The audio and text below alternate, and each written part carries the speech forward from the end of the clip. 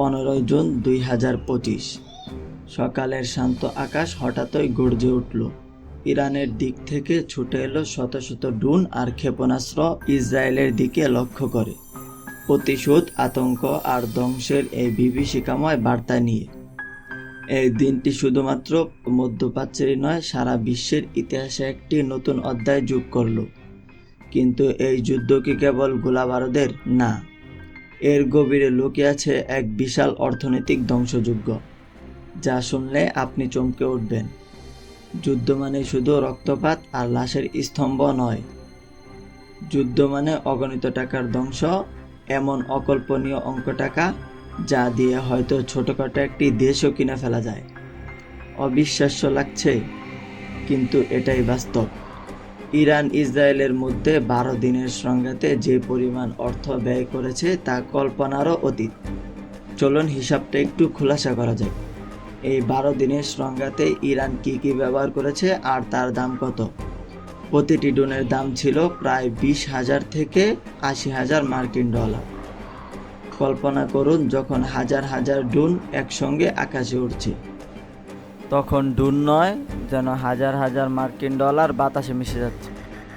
Iran থেকে ছোড়া ক্ষেপণাস্ত্র, এগুলোর দাম ছিল আরও আকাশ ছোঁয়া।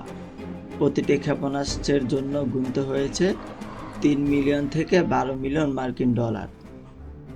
একটি মাত্র ক্ষেপণাস্ত্রর দামেই একটি বিলাসবহুল জীবন কাটানো সম্ভব। সব মিলিয়ে এই 12 দিনের ভয়াবহ যুদ্ধে ইরানের মোট খরচ হয়েছে প্রায় 12 মিলিয়ন থেকে 35 বিলিয়ন মার্কিন ডলার। এই অঙ্কটা আমাদের বাংলাদেশি টাকায় প্রায় 3 থেকে 4 হাজার ট্রিলিয়ন টাকা। ভাবছেন এই টাকা দিয়ে কি করা যেত? এত পরিমাণ টাকা থাকলে আপনি হয়তো বছরের পর বছর, এমনকি আপনার মৃত্যুর আগ পর্যন্ত বিশ্বের যে কোনো দেশে আরামায়েশে বসবাস করতে পারতেন, কোনো অর্থনৈতিক চিন্তা ছাড়াই। ইরান যখন ক্ষেপণাস্ত্র আর ড্রোন ছড়িয়েছিল, ইসরায়েল তখন হাত গুটিয়ে বসেছিল না। তাদের অত্যাধুনিক প্রতিরক্ষা ব্যবস্থা যেমন আয়রন ডোম, ডেভিড স্লিং এবং আরও 3 শ্রমকী হয়ে জেগে ওঠে। কিন্তু এই প্রতিরক্ষা ব্যবস্থাও ছিল অত্যন্ত ব্যয়বহুল। ইসরায়েলের প্রতিটি প্রতিরোধক ক্ষেপণাস্ত্রের দাম ছিল 50,000 থেকে 3 মিলিয়ন মার্কিন ডলার পর্যন্ত। অর্থাৎ ইরানের একটি ড্রোন বা ক্ষেপণাস্ত্র ধ্বংস করতে ইসরায়েলকেও গুনতে হয়েছে মোটা অঙ্কের টাকা। এই দুই পক্ষের পাল্টাপাল্টি আক্রমণে প্রতিদিন শত শত কোটি ডলার খরচ হয়েছে। শহর, গ্রাম, রাস্তাঘাট সবকিছু ধ্বংস হয়েছে।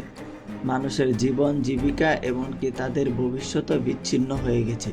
শত শত পরিবার বাস্তুচ্যুত হয়ে গেছে, তাদের স্বপ্নগুলো ভেঙে চুরমার হয়ে গেছে।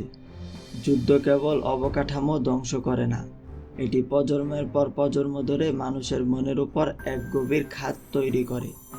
এখন সবচেয়ে চাঞ্চল্যকর প্রশ্নটি আসে, ইরান এই 12 দিনের যুদ্ধে যে পরিমাণ অর্থ খরচ করেছে তা দিয়ে আমাদের বাংলাদেশে কি করা যেত?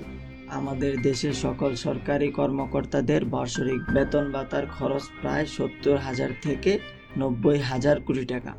ইরান এই যুদ্ধে যে অর্থ নষ্ট করেছে তা দিয়ে আমাদের বাংলাদেশের সকল সহকারী কর্মচারীদের কমপক্ষে 4 থেকে 5 বছরের বেতন পরিশোধ করা যেতে পারত। কল্পনা করুন কতটা অর্থনৈতিক স্থিতিশীল আসতো আমাদের দেশে যদি এই টাকাটা উন্নয়নমূলক খাতে ব্যয় করা যেত।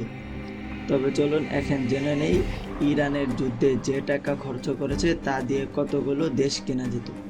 হ্যাঁ, কোনো দেশই আসলে বিক্রির জন্য নয়, কিন্তু অর্থনৈতিক পরিভাষায় একটি দেশের মূল সম্পদ বা জিডিপিকে তার মূল্য হিসাব ধরা যায়।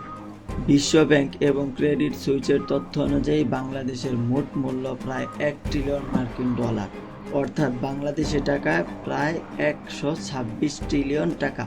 এবার আসল চমক শুনুন, ইরান মাত্র 12 দিনের যুদ্ধে 35 বিলিয়ন ডলার খরচ করেছে। তা দিয়ে আমাদের বাংলাদেশের মোট সম্পদের মাত্র 3% কেনা যেত। অর্থাৎ যত টাকা ইরান যুদ্ধে নষ্ট করেছে তাতে আমাদের মোট সম্পদের মাত্র 41 ভাগের 1 ভাগ কেনা যেত। এই হিসাবটা শুনলে গা শিউরে ওঠে, তাই না?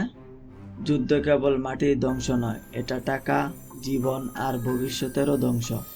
যে টাকাগুলো বোমার পিছনে খরচ হলো তা দিয়ে কত স্কুল, কলেজ, হাসপাতাল তৈরি করা যেত, কত মানুষের জীবন বাঁচানো যেত, কত নতুন স্যাটেলাইট মহাকাশে পাঠানো যেত, যা আমাদের বিজ্ঞান ও প্রযুক্তিতে এগিয়ে নিয়ে যেত।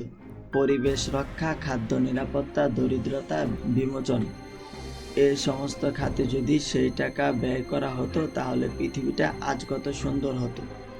যুদ্ধের বিভৎসতা কেবল বুলেট আর বোমায় সীমাবদ্ধ নয়, এর অর্থনৈতিক ধ্বংসযজ্ঞ ভয়াবহ। ইরান ইসরায়েলের সংঘাত আমাদের চোখে আঙ্গুল দিয়ে দেখিয়ে দেয় কিভাবে অগণিত সম্পদ মুহূর্তের মধ্যেই ধুলোয় মিশে যায়। আমাদের মতো উন্নয়নশীল দেশগুলোর জন্য এই শিক্ষাটুকু অত্যন্ত গুরুত্বপূর্ণ। শান্তি এবং স্থিতিশীলতাই অর্থনৈতিক উন্নয়নের মূল চাবিকাঠি। যদি এই অর্থ গঠনমূলক কাজে ব্যয় করা হতো তাহলে বিশ্বের চিত্রটাই আজ ভিন্ন হয়ে যেতে পারত। আপনি যদি এই ভিডিও থেকে কিছু নতুন তথ্য জেনে থাকেন তবে অবশ্যই কমেন্টে জানান। আর এমনই রহস্য, রোমাঞ্চকর এবং আনকমন ভিডিও দেখতে চাইলে রহস্যকর ইউটিউব চ্যানেলটি সাবস্ক্রাইব করে পাশে থাকা বেল আইকনটি বাজিয়ে দিন। দেখা হবে অন্য কোনো ভিডিওতে, ততক্ষণ ভালো থাকুন। আল্লাহ হাফিজ।